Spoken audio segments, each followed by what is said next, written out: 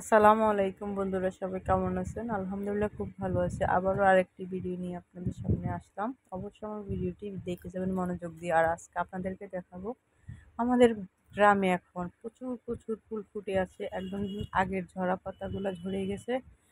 মানে যেগুলো হলুদ হয়েছিল সেগুলা ঝরে গেছে এখন। একদম গাছে গাছে সবুজ পাতা গজিয়ে আছে। এর মাঝে অসংখ্য অসাধারণ ফুল ফুটে আছে। বিভিন্ন রকমের ফুল ফুটে আছে। আর আমাদের গ্রামে তো এক কথা বলতে অসাধারণ। আর এখানে বৈশাখ মাস চলে আসছে যেহেতু, আর ধানও চলে আসছে। এখন ধান কাটা নিয়ে কৃষকরা মাঠে ঘাটে খুবই ব্যস্ত, আর কৃষানীরাও ব্যস্ত।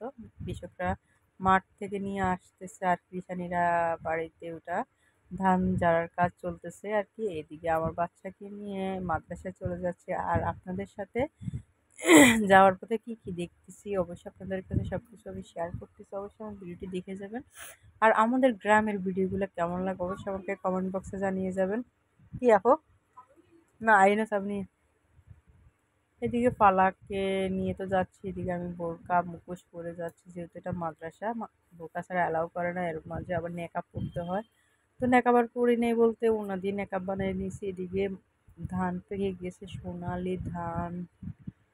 এত সুন্দর লাগতেছে। আগে ছিল যখন লাগাইছি তখন ছিল সবুজ, আর যখন ধান পেকে গেছে একদম সোনালি সোনার কালার ধান হয়ে গেছে।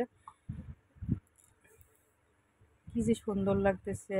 এদিক দিয়ে বৈশাখী বাতাস ধানের ছড়া দোল খাচ্ছে।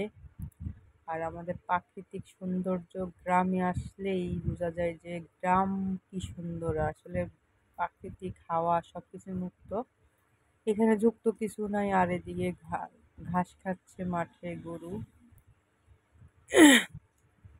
চারিদিকের ভিউটা অনেক সুন্দর, এই জন্য আপনাদের সাথে শেয়ার করলাম। অবশ্যই ভালো থাকবেন। নেক্সট টাইম ভিডিও দেখার আমন্ত্রণ জানিয়ে বিদায় নিচ্ছি। আল্লাহ হাফেজ। Bye bye.